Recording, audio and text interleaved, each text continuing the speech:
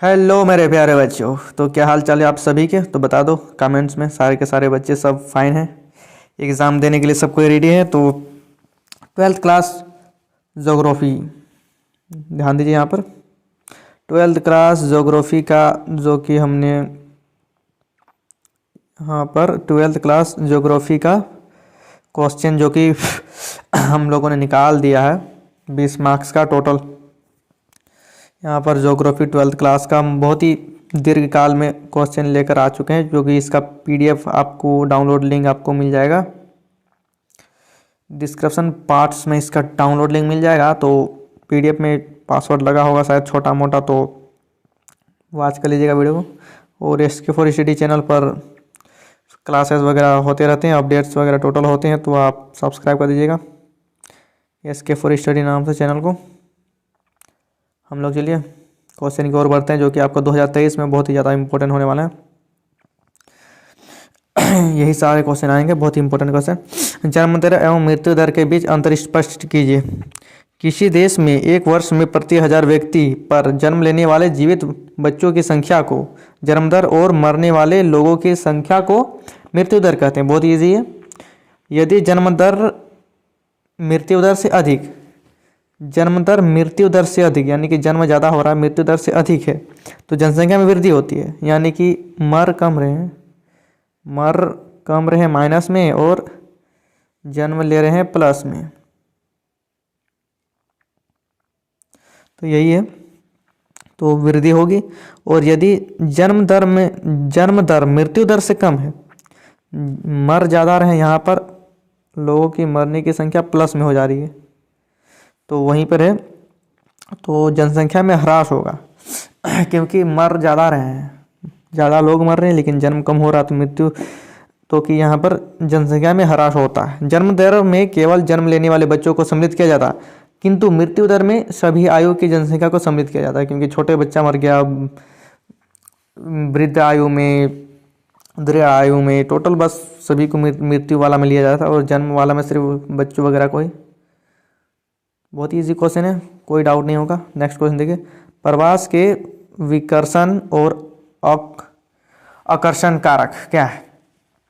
विकर्षण और आकर्षण लोगों का अपने जन्म स्थान और निवास को छोड़कर दूसरे क्षेत्र में जाकर बस जाने को मानव प्रवास कहते हैं। प्रवास आपको पता ही होगा, एक स्थान से दूसरे स्थान, उसी को प्रवास कहा जाता है। प्रवास के विभिन्न कारण हो सकते हैं, जिनमें 2 संवर्गों में रखा गया है, विकर्षण या प्रतिकर्ष कारक। विकर्ष या प्रतिकर्ष कारक जो लोगों को निवास स्थान अथवा उद्गमन को छुड़वाने का कारण करते हैं। दूसरा पॉइंट देखिए। आकर्षण या अपकर्षण कारक वह है जो विभिन्न स्थानों से लोगों को आकर्षित करते हैं। विभिन्न स्थानों से, बहुत जैसे कि घूमने वगैरह स्थान वगैरह होता है, जैसे कि फैक्ट्री वगैरह लग जाता, तो उसमें लोग अपने आप अट्रैक्ट होने लगते हैं। प्रवास से संबंधित 3 महत्वपूर्ण प्रतिकर्ष कारक ग्रामीण क्षेत्रों में गरीबी, कृषि भूमि पर जनसंख्या का अधिक दबाव और मौलिक सुविधाओं की कमी, यानी कि अस्पताल वगैरह ना होना, जो लोगों को गांव छोड़ने पर विवश करते हैं, क्योंकि काम धंधा तो है नहीं। बस यही क्वेश्चन है। इसका पीडीएफ का डाउनलोड लिंक आपको डिस्क्रिप्शन बॉक्स में मिल जाएगा, पासवर्ड वीडियो में होगा, ध्यान से देख लीजिएगा। कोको के बारे में आप क्या समझते हैं? कोको एक कृषि उत्पादन है जिसमें chocolate, soft drink, Coca Cola इत्यादि बनाया जाता है। इसका उत्पादन पश्चिम अफ्रीका, विशेषकर घाना में होता है। फ्रांस वासियों ने इसकी पौधा लगाई थी, क्योंकि फ्रांस में इसका पौधा लगाया गया था। इसकी खेती रोपण कृषि के अंतर्गत उष्णकटिबंधीय क्षेत्र में होती है। और ये पॉइंट में लिख दीजिएगा, कोको के बारे में आप क्या जानते हैं, तो बहुत ही अच्छा हो जाएगा। यह एक उष्णकटिबंधीय क्षेत्र में होती है, यह एक रोपण कृषि के अंतर्गत आती है। इसमें chocolate, soft drink, Coca Cola इत्यादि बनाया जाता है। इसका उत्पादन पश्चिम अफ्रीका, विशेषकर घाना में होता है। अच्छे पॉइंट लिख देना, आराम से नंबर मिल जाएगा। रोपण कृषि की किन्हीं 4 फसलों के नाम बताएं। रोपण कृषि में देखिए चाय, कॉफ़ी, कोको और रबड़। चाय, कॉफ़ी, कोको, रबड़ और रोपण कृषि।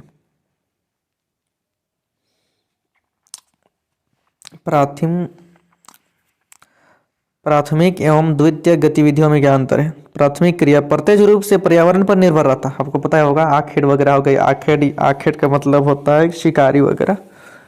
तो इसमें व्यक्तियां अपनी आवश्यकता की वस्तु प्रत्यक्ष रूप से भौतिक पर्यावरण से प्राप्त करते हैं, यानी कि पर्यावरण पर पूरा का पूरा निर्भर रह जाना पड़ेगा, क्योंकि पर्यावरण का ही टोटल चीज करना पड़ेगा। खाना वगैरह, खाना पीना सब वही। इसके अंतर्गत आखेट, भोजन संग्रह, पशुचारण, मछली पकड़ना, वनों से लकड़ी काटना, कृषि एवं खनन कार्य शामिल है, जो कि पर्यावरण पर ही पूरा निर्भर होता है। जबकि द्वितीयक क्रिया प्राकृतिक में पाए जाने वाले कच्चे माल का रूप बदलकर उसमें अधिक उपयोगी एवं मूल्यवान बना दिया जाता है। विनिर्माण उद्योग इसके अंतर्गत आता है। देखो द्वितीयक क्रिया में क्या होता है? द्वितीयक क्रिया में फैक्ट्रीज वगैरह में विनिर्माण बनाया जाता है, जैसे कि कच्चे माल हो गया, जैसे कि लकड़ी को मान के चलो, लकड़ी को लाया और लकड़ी से विनिर्माण किया गया, जैसे कि यहाँ पर स्पष्ट किया गया है विनिर्माण वगैरह। तो विनिर्माण किया जाता है उसमें, जो कि मूल्यवान बनाया जाता है चीज़ों को। जैसे कॉपी बनाते हैं तो कॉपी ज़्यादा मूल्यवान हो गया, तो वही चीज़ें मूल्यवान बनाया जाता है। नेक्स्ट क्वेश्चन, भारत में घटते लिंगानुपात के कोई 2 कारणों का उल्लेख बताएं। ध्यान दीजिएगा, क्वेश्चन को बार बार एग्जाम में आता है। VVI क्वेश्चन, भारत में घटते लिंगानुपात के कोई 2 कारणों का उल्लेख करें। ध्यान दीजिएगा, भारत में घटते लिंगानुपात के निम्नलिखित 2 कारक हैं। सामाजिक दृष्टिकोण, भारत में स्त्रियों की अपेक्षा अधिक पुरुष जन्म लेते हैं, पता ही होगा। भारत परिवार पुरुष प्रधान है। भारत एक पुरुष प्रधान देश है, आपको पता ही होगा, जिसमें स्त्रियों का स्थान गौण रख दिया जाता है। तिरस्कार के कारण शैशव काल में स्त्री मृत्यु दर अधिक है। बाल विवाह के कारण प्रसव के समय भी स्त्रियां की मृत्यु हो जाती है, क्योंकि बाल विवाह में जल्दी विवाह कर दिया जाता है। देखें यहाँ पर, जैसे कि बाल विवाह के कारण प्रसव के समय बहुत स्त्रियों की मृत्यु हो जाती है। इसका मतलब होता है कि बहुत सारी स्त्रियां जो कि बच्चा देने के समय ही बहुत सारी स्त्रियों की मृत्यु हो जाती है। तो वही है, अतीत काल में स्त्री शिशुओं की हत्या की प्रथा, महामारियों में स्त्रियों की अधिक मृत्यु के कारण लिंगानुपात में कमी होती गई, क्योंकि महामारियों में स्त्रियों की अधिक मृत्यु के कारण। और नंबर ख में देखिए, लिंग निर्धारण की वैज्ञानिक विधि, इस वैज्ञानिक विधि के आने के बाद कन्या भ्रूण हत्या तेजी से हो रही है। निर्धन की वैज्ञानिक विधि, इस वैज्ञानिक विधि के आने से कन्या भ्रूण की हत्या तेजी से हो रही है। और समाज में दहेज आदि कुरीतियों के कारण कन्याओं की जन्म नहीं हो पाती, क्योंकि जन्म लेने से पहले ही मार दिया जाता है। आपको पता ही होगा, बहुत सारे ऐसे समाज में आजकल। और सबसे बड़ा कारण तो दहेज का हो गया, क्योंकि दहेज ही सभी का जान लिया जा रहा है। तो वही है बच्चों, बस आपको अपने से भी अगर नहीं पता होगा तो आप अपने से भी उसको लिख सकते हैं, लेकिन बस ये आपको पता चल गया ना बस कि क्या लिखना है। तो बस यही इंपॉर्टेंट है, याद रहे या ना रहे। नेक्स्ट क्वेश्चन देखिए, बहुत ही important question, most important VVI question है। सतत पोषणीय विकास की संकल्पना को परिभाषित करें। और एक तो मैं बता दूं कि इन सब जो नाम है, सतत पोषणीय विकास की संकल्पना, जो ये नाम है ना, इससे कुछ मैच नहीं करेगा। कोई भी बच्चा अगर ट्रिक्स लगा के अगर इसको सॉल्यूशन करना चाहेगा तो उसका सॉल्यूशन होगा ही नहीं, क्योंकि सतत पोषणीय विकास और आंसर इसका कुछ अलग टाइप का आ जाएगा, अभी देखना। तो चलिए मैं इसका आंसर बता दूं बच्चों। सतत पोषणीय विकास की संकल्पना को परिभाषित करें तो इसका आंसर हो जाएगा आपका, सतत पोषणीय विकास का अर्थ है एक ऐसी विकास जिसमें भविष्य में आने वाली पीढ़ियों की आवश्यकताओं की पूर्ति को प्रभावित करे बिना, यानी कि जो भविष्य में आने वाली पीढ़ियाँ होती हैं, जो कि 2050 में भी और सारे लोग आ जाएंगे, तो उनकी आवश्यकताओं की पूर्ति, यानी कि उनकी सभी की पूर्ति भी होना चाहिए, उन सभी में बराबर सभी को मिलना भी चाहिए और वर्तमान पीढ़ी द्वारा अपनी आवश्यकताओं की पूर्ति करना। क्योंकि देखिए अपना भी, जैसे कि हम लोग जैसे कि अभी हैं, तो हम लोग अभी अपना भी ज़रूरत पूरा करेंगे और जो भविष्य में आने वाला है उनका भी ज़रूरत पूरा करेंगे। तो अभी मैं और थोड़ा लाइन क्लियर कर देता हूँ। इसका अर्थ यह है कि मृदा, वन जैसे मूल्यवान संसाधनों का उपयोग इस गति से किया जाए ताकि इससे पर्यावरण संतुलन भी कायम रहे और इसका प्राकृतिक रूप से पुनर्स्थापना या पुनर्चक्रण हो सके और भविष्य में लोगों के लिए भी संसाधन बचे रहे। अब आपको थोड़ा थोड़ा क्लियर हो गया होगा। मैं मान के चलिए जैसे कि कोयला वगैरह हो गया, कोयला हो गया, जंगल के पेड़ वगैरह हो गया, लकड़ी वगैरह। तो कोयला अगर अभी हम सारा का सारा खनिज को यूज़ कर लें तो मान के चलिए आगे वाली पीढ़ियों को कुछ नहीं मिलेगा। तो यही बात है। तो ऐसा करना है कि हमको थोड़ा बचा के भी चलना है, अब खुद भी यूज़ करना है और अपनी आने वाली पीढ़ियों को भी यूज़ कराना, जो कि आपको स्टार्टिंग वाले लाइन पे मैंने समझा दिया था। खुद भी यूज़ करना है और आने वाली पीढ़ियों को आवश्यकता भी, उनको भी पूर्ति का कोई प्रभाव नहीं पड़ना चाहिए, सभी को मिलना चाहिए और हमको भी मिलना चाहिए और उनको भी मिलना चाहिए। बस वेस्ट नहीं करना है।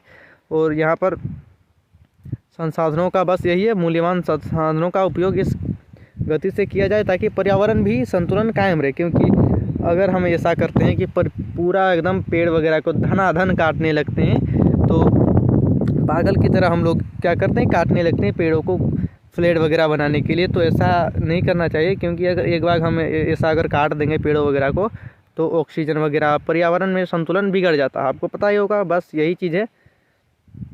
तो मैं बता दूं, अगर आपको इसका पीडीएफ चाहिए तो पीडीएफ का डाउनलोड लिंक डिस्क्रिप्शन बॉक्स में मिल जाएगा आपको। अगर कुछ ज़्यादा ही बच्चे डिमांड करते हैं पीडीएफ का तो ही मैं पीडीएफ का डाउनलोड लिंक दूंगा और पासवर्ड पीडीएफ का वीडियो में होगा। और अगर आप चैनल पर नए हैं तो सब्सक्राइब मार दीजिएगा, तो लाइक कमेंट धनाधन मार दीजिएगा। क्वेश्चन आपको अच्छे लगे होंगे तो बार बार बता रहा हूँ, पीडीएफ का पासवर्ड वीडियो में ही था और पीडीएफ का डाउनलोड लिंक डिस्क्रिप्शन बॉक्स में मिल जाएगा।